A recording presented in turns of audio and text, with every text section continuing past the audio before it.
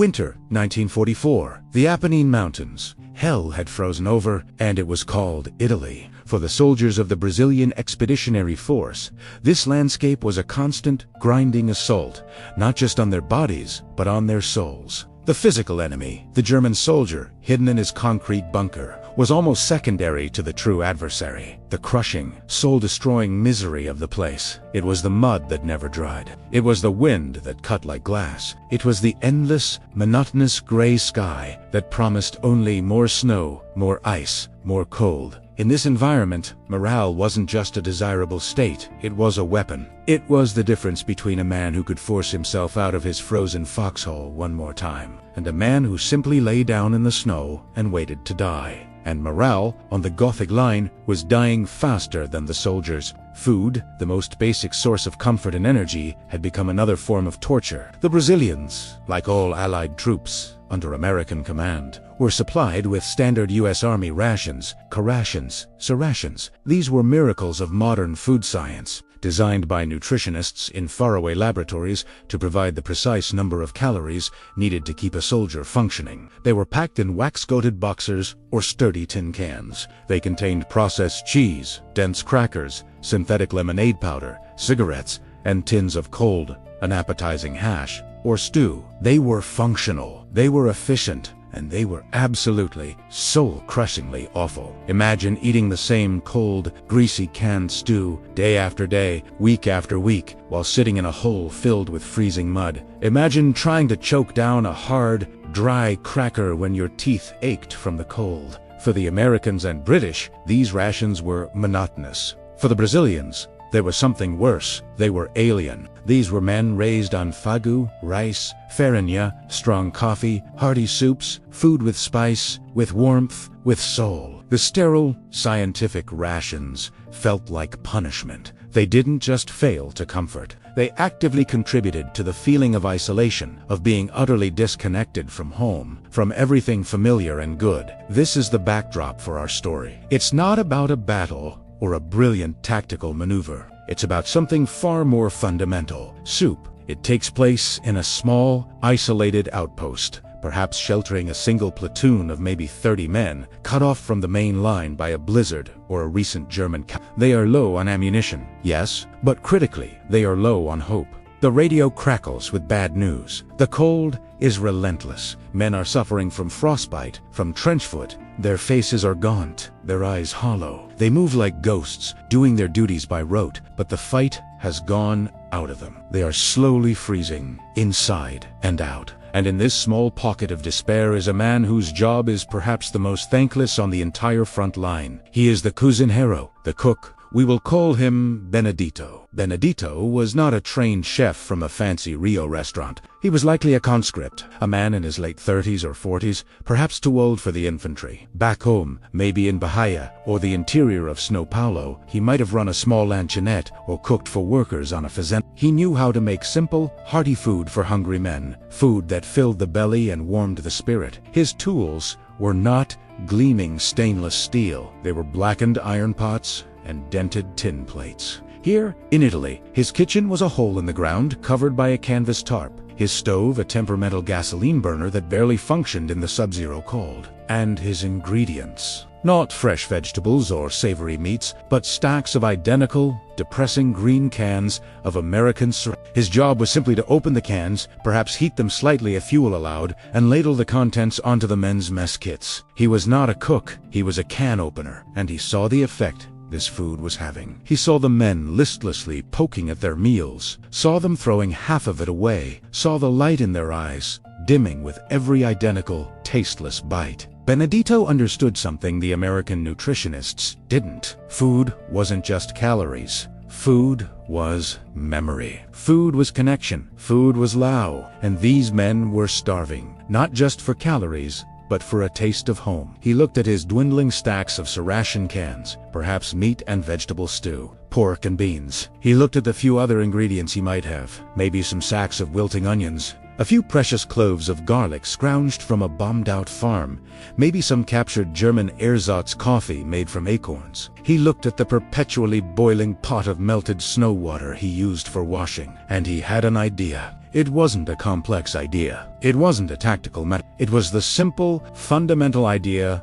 of a Brazilian cook looking at unpromising ingredients and thinking, sopa, soup. Not just heated up canned stew, but real, honest-to-God sopa. Something hot, something flavorful, something that could cut through the cold and reach the frozen core of these men. It was an act of defiance against the monotony, against the cold, against the very nature of industrial warfare. He wasn't just going to feed his men, he was going to nurture them. He decided to make soup, but not just any soup. He would make sopa do moral soup, and he would use the only ingredients he had: American rations, Herman misery, and pure Brazilian ingenuity. The plan was simple, but the execution was a challenge bordering on alchemy. Benedito was not working in a kitchen. He was working in a frozen hole, possibly a partially collapsed cellar, or a dugout reinforced with ammo crates, the icy wind finding every crack. His stove was a U.S. Army M1942 Gazini stove, a notoriously temperamental single-burner contraption that sputtered and coughed in the thin, freezing air, threatening to extinguish itself or explode in a fireball. Fuel was rationed as tightly as bullets. Water came from melted snow, boiled in a perpetually blackened pot, tasting faintly of soot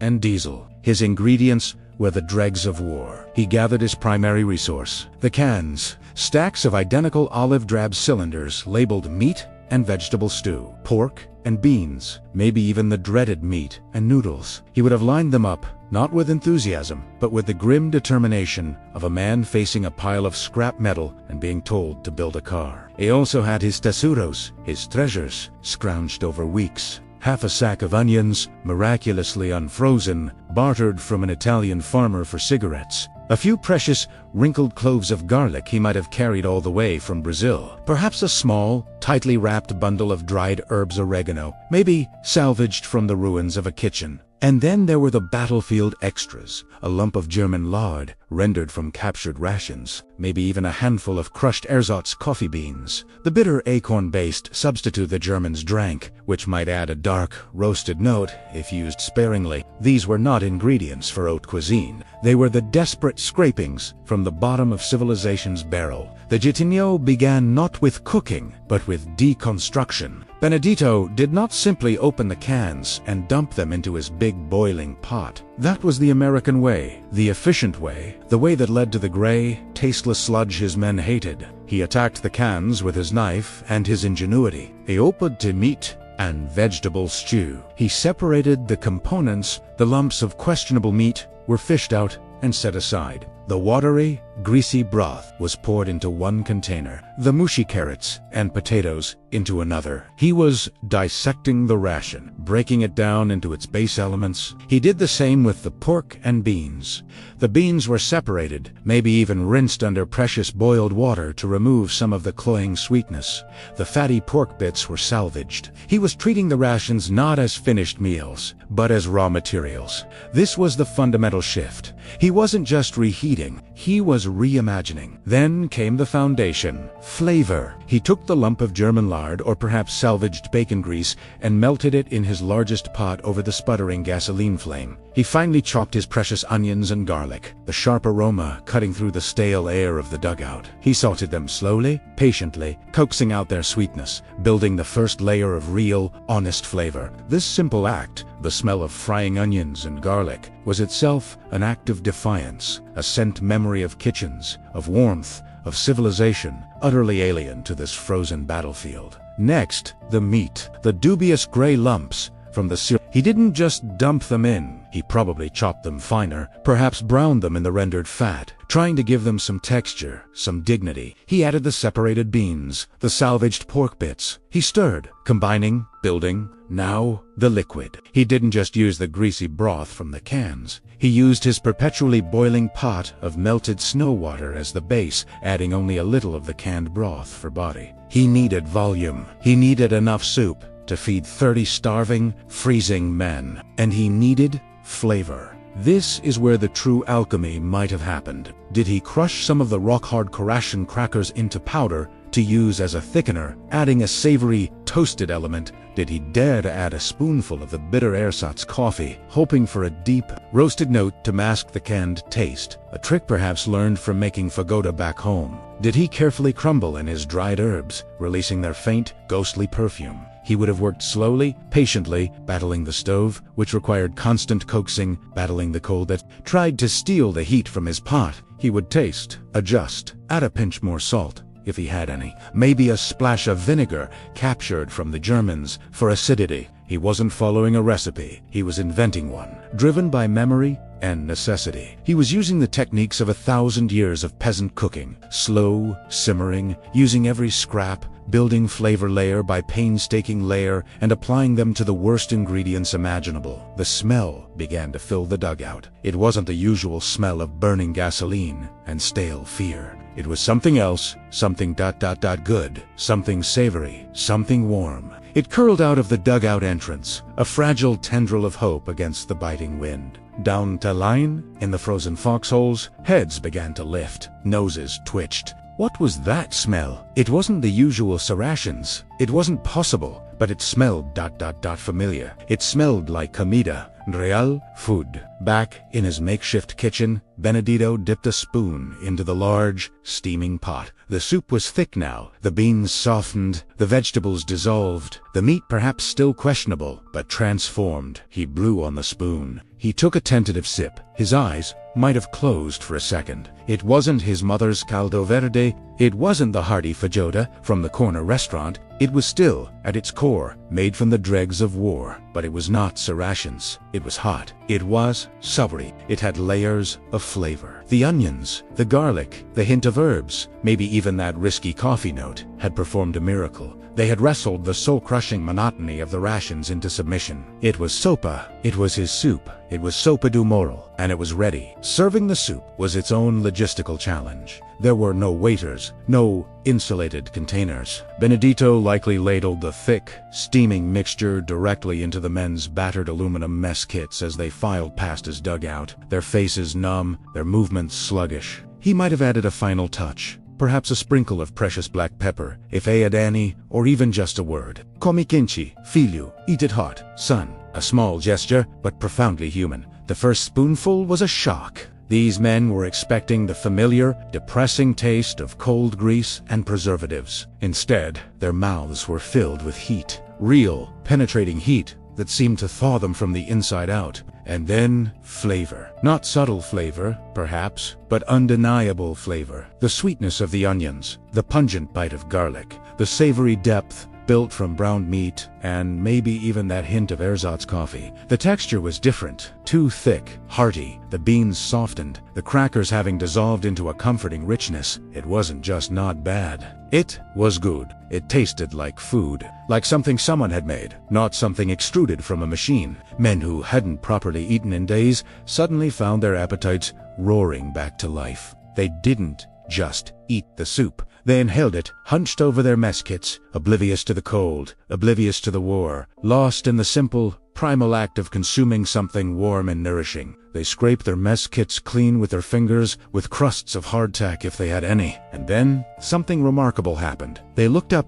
they looked at each other, and some of them, perhaps for the first time in weeks, smiled. A real smile, not just a grimace against the cold. The effect was immediate, almost chemical. The warmth spread from their bellies to their limbs. The flavor reminded them that there was a world beyond this frozen hell. The simple act of eating something good, something made with care, was a powerful affirmation of life. It was more than just calories. It was a psychological weapon. It broke the spell of the Saracens, the spell of monotonous despair. It was a taste of home, however faint, however improvised. It reminded them of fagotas back in Rio, of caldos in Minas Gerais, of mothers and wives and festivals. It reminded them that they were not just cogs in a military machine. They were Brazilians. And Brazilians knew how to eat. They knew how to find joy, even in the darkest of times. The change in the platoon was palpable. Men started talking again, not just muttering orders, but joking, complaining, connecting. They cleaned their rifles with a renewed vigor.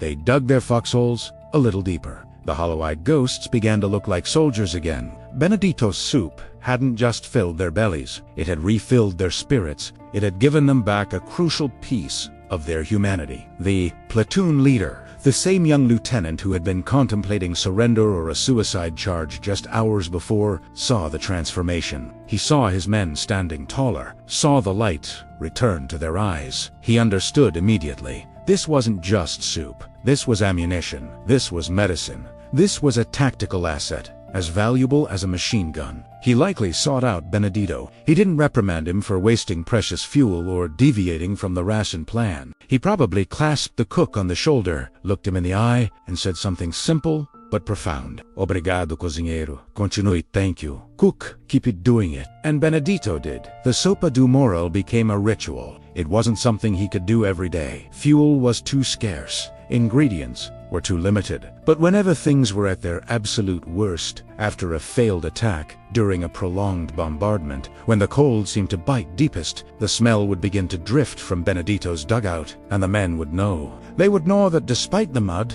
despite the Germans, despite the dying, today, at least, they would eat well. They would have soup. It became their secret weapon, their unique advantage. While other Allied platoons were suffering the same morale-sapping diet, this one Brazilian unit had cracked the code. They had found a way to fight back not just against the Germans, but against the crushing weight of the war itself. Benedito, the humble cook, the can opener, had become the platoon's most important soldier. He wasn't firing bullets. He was fueling the will to fire bullets. He was keeping the internal fire alive, one bowl of improvised soup at a time. And in the frozen hell of the app, that internal fire was the only thing that truly mattered. The legend of Benedito's sopa de morale began to spread, albeit quietly. It wasn't something you'd hear about in official briefings, but soldiers talk. A man transferred from Benedito's platoon to another might mention it, his voice wistful. La terceira companhia. O cozinheiro. A sopa dele ova in third company, ... the cook, ... his soup, ...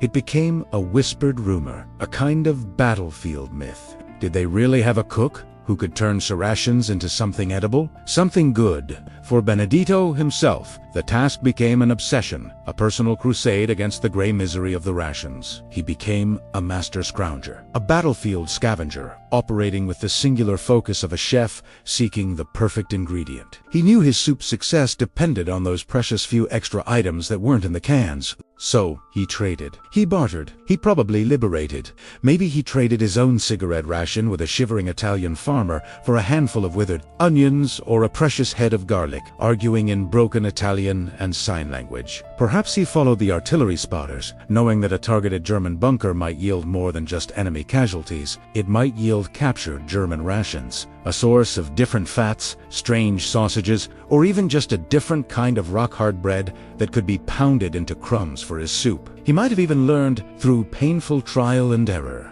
which bitter mountain herbs, the ones the mules wouldn't touch, could be boiled down to add a hint of flavor without actually poisoning his men. His cooking pot became a crucible, a place where the refuse of two armies was transformed. He wasn't just cooking, he was waging a quiet, personal war against waste and despair. Every salvaged onion skin, every hoarded clove of garlic, every carefully rendered spoonful of fat was a small victory. His gasoline stove, that temperamental beast, became his unwilling partner. He learned its quirks, knew exactly how to shield it from the wind, how to coax a steady flame from its sputtering burner, hoarding his fuel like a dragon guarding gold. Making soup wasn't just an act of cooking, it was an act of engineering, of resource management under the most extreme conditions imaginable. And the impact, it went beyond just smiles and warm bellies. Officers began to notice, correlating the days Benedito managed to make his soup with tangible battlefield results. On soup days, were there fewer cases of frostbite reported at the aid station? Did the patrols seem to move a little faster, stay out a little longer? Did the men complain less, obey orders with a bit more snap? It's impossible to quantify. Of course, there's no military metric for the tactical advantage of a well-seasoned bean soup, but the anecdotal evidence would have been undeniable. Morale is a weapon. A well-fed, reasonably warm, mentally resilient soldier fights better, endures longer, and makes fewer mistakes than a man who is cold, hungry, and spiritually broken. Benedito wasn't just making soup. He was improving combat effectiveness. He was, in his own way, fighting the Germans. His weapon was a light. Compare this to the official Allied approach to morale. The Americans had USO shows, though few made it to these remote peaks. They had V-mail letters from home. They had chocolate bars and Coca-Cola rare luxuries. These were attempts to distract the soldier from his misery. Benedito's approach was different. He wasn't distracting. He was nourishing. He was addressing the misery directly, hitting it at its core. The cold, the hunger, the alienation with the most fundamental weapon of all. A hot, flavorful meal that tasted like care. Did he ever get in trouble? Did a supply sergeant ever reprimand him for unauthorized modification of rations or excessive fuel consumption? Perhaps, but it's likely his platoon leader protected him. The lieutenant knew Benedito was too valuable to lose. He knew that whatever minor regulations the cook might be bending, the results were worth it. The unwritten rule of combat often overrides the written one. If it works, and it keeps my men alive, I don't want to know how you did it. Benedito became more than just a cook. He became a symbol. He was the embodiment of the jitnyu applied not to mechanics or electronics, but to the very act of survival. He represented the refusal to accept the bleakness of the situation. He represented the defiant spirit that could look at a can of gray, industrial sludge and see the potential for sabor, for flavor, for life. He was, in his own small, smoky dugout, a beacon of resilience. His men understood this. Their respect for him went far beyond what was usually afforded a cook. They might have protected his scrounging activities, warned him when a supply officer was coming, maybe even offered him their own precious finds. A captured sausage, a handful of dried mushrooms found in a cellar. He wasn't just feeding them, he was part of them. He was suffering the same cold, facing the same enemy, but he had found a way to fight back that was uniquely his. He had turned his humble, civilian skill into a vital contribution to the war effort, a contribution no less important than firing a rifle or calling in artillery. He was keeping the soul of the platoon alive. And for men facing death on a daily basis, the soul is the last and most important fortress. Then came the spring thaw of 1945. Not just a thaw in the weather, but a thaw in the war itself. The seemingly unbreakable Gothic line finally shattered under the relentless pressure of the Allied spring offensive. The brutal, static, mountain warfare, the world of frozen peaks and desperate resupply missions, dissolved almost overnight into a chaotic, fluid race across the flat, fertile Po Valley. Tanks and trucks, once useless liabilities in the high passages, became the kings of the battlefield once more. And with this shift, the specific, desperate conditions that had made Benedito's sopa do morao so vital simply evaporated. Supply lines opened up. Fresh rations became available, perhaps even real bread. Fresh meats, actual vegetables from liberated Italian farms. The ubiquitous Serratians, though still present, were no longer the sole, monotonous source of sustenance. The need for Benedito's alchemical genius, his ability to transform dross into gold, diminished. His unique contribution, born from extreme scarcity and cold, became less critical in a world suddenly awash with relative abundance and movement. Just a few weeks later, on May 2nd, 1945, the war in Italy ended. The guns fell silent. The oppressive gray skies seemed, finally, to lift. Benedito, along with the other prisoners, put down his ladle, cleaned his blackened pots one last time, extinguished the sputtering flame of his M1942 stove. The fight was over. The need for his particular brand of magic was gone. There was, of course, no medal for Benedito, no citation for exceptional culinary service under duress. How do you quantify the impact of soup on a battle? How do you explain to a general staff, obsessed with logistics and firepower, that the real turning point in Platoon B's morale wasn't a successful patrol, but a particularly well-seasoned batch of pork and beans, rendered unrecognizable and delicious? The hack was too subtle, too human. It didn't fit into the neat boxers of military reports. It was simply ... food. Good food, made with care, in a place where such things were thought impossible. So, Benedito's story, like the warmth from his soup, dissipated into the cold mountain air. It was never officially recorded. It existed only in the grateful memories of the 30 or so men whose spirits he had kept alive during that brutal winter. It became another forgotten footnote in the vast, complex history of the FEB and Benedito himself. He waited for the ship. He endured the long, slow journey across the Atlantic, back to the sun and warmth of Brazil. He landed in Rio, went through the demobilization process, handed in his cook's whites if he ever had any clean ones. He received his discharge papers, his final pay. It was no longer Cozinheiro Benedito, he was just Benedito again. He didn't open a chain of restaurants based on his wartime recipes. He didn't write a cookbook titled Cooking Under Fire, turning rations into cuisine. He simply went home. Back to Bahia, back to São Paulo, back to the small town, the lanchonette, the fazenda kitchen he had left behind.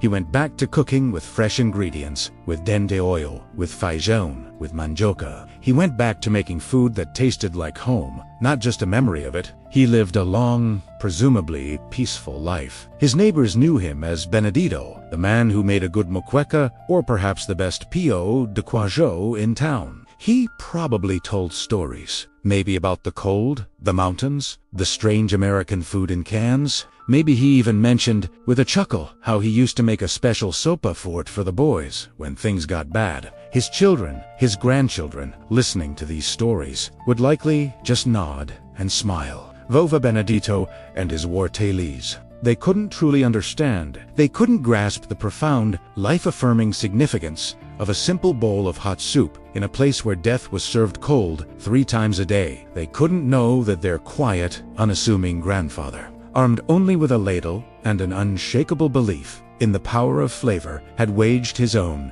vital war against despair. Benedito's name isn't carved on any war memorial. His Sopa do Morel isn't listed in any official battle report. His contribution was as intangible, yet as essential, as the warmth it provided. It was a testament to the resilience of the human spirit, the enduring need for connection and comfort, even in the midst of mechanized slaughter. It was the ultimate expression of the Jaitinho, not just finding a clever solution, but finding a human one. He proved that sometimes the most effective weapon isn't steel or gunpowder or even doctrine. Sometimes it's just a reminder, served hot, that you are still alive and that life, even in hell, is worth savoring.